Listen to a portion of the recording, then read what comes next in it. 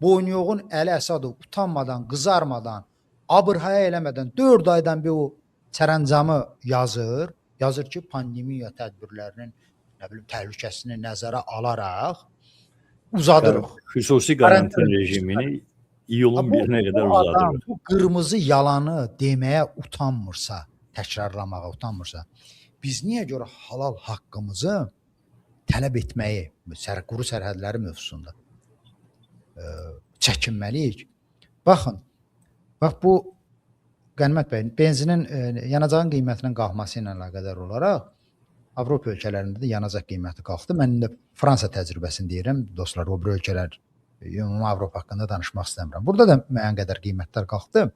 Yəni heç bir ay olmamış 10-cu günündə bütün millət qalxdı ayağa, iş adamları falan. Artıq ki, yəni belə yaşamaq olmaz. Halbuki Fransada Siyavuş müəllimin tədbiri ilə desək, bir vedrə də neft qaz çıxmır, bir vedrə. Oradan buradan. Bunlar məcburdular ki, oradan buradan alsınlar. O da bazar, yəni hökumət də burada çıxıb deyə bilərdi ki, qardaşlar, mənim nə günahım var? Dünya bazarında müharibə başlayıb Trumpla İran, turbalarımız, borularımız çətinliyə düşüb, ona görə qiymət qalxıb. Təbiidir. Necə Azərbaycanda qiymət qaldıranda nə deyirlər? Deyirlər, dünya bazarında artıq, bizdə də artıq.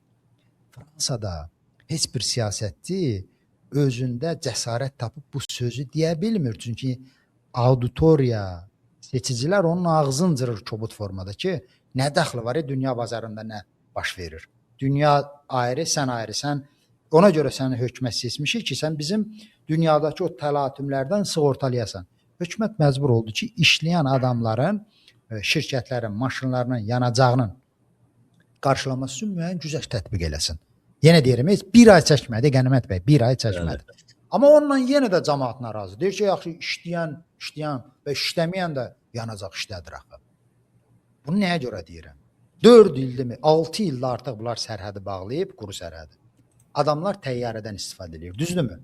Əgər sənin bir xəbis niyyətin yoxdursa, hər dolayısıyla eşitdirdiyin kimi təhlükəsizlik tədbiridirsə, ay vicdansız, heç olmaya Azərbaycan vətəndaşlarının təyyarədən turizm məqsədinin üçün yox.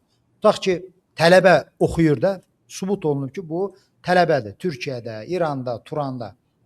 Bunlara niyə bir 10%'lik güzəşt tətbiq eləmirsən? Adamlar əməliyyata gedir. Qonşu ölkələrə. Əməliyyata gedir. Vacib bir hadisəyə gedir. Yəni, hətta turistin də haqqıdır ki, ucuz səfər eləsin. Özdəki o haldakı bizim neft-qaz ölkəsiyik. Təyyarələrin yanacağı Hörmüz boğazından gəlmir. Özümüzdədir. Xeylaqda təyyarələrimiz var. Bu nə qiymətlərdir? Niyə burada Azərbaycan insanına təhlükəsizlik tədbiri qoyduğunuz bir şeyə görə və sizin öz yaratdığınız problemə görə ki, onlar quru sərhəddindən keçib Qazaxdan Gürcüstana 10 manat verəcəkdi, amma məcburdur ki, İlham Əliyevin övladlarının təyyarəsinə 300 manat versin. Bu qədər insanların cibinə girirsiniz, 10% güzəşt eləmirsiniz. Niyəsi mənə bəllidir. Azərbaycan hakimiyyəti görməmiş, talancı və xalqı heç yerinə qoyan bir təsisatdır. Amma kim ki, mənim kimi düşünmür, düşünürsə ki, təhlükəsizlik tədbirinə görə bağlayıblar, ciddi səbəblər var, onda heç olmaya o haqqınızı tələb eləyin ki, hər bir Azərbaycan vətəndaşının haqqı olmalıdır ki, hökumətin yaratdığı bu çətinliyə görə mən məcbur olub təyyarəyə bilet alıramsa, heç olmaya mənə 20%'lik, 25%'lik güzəşt eləməlisən.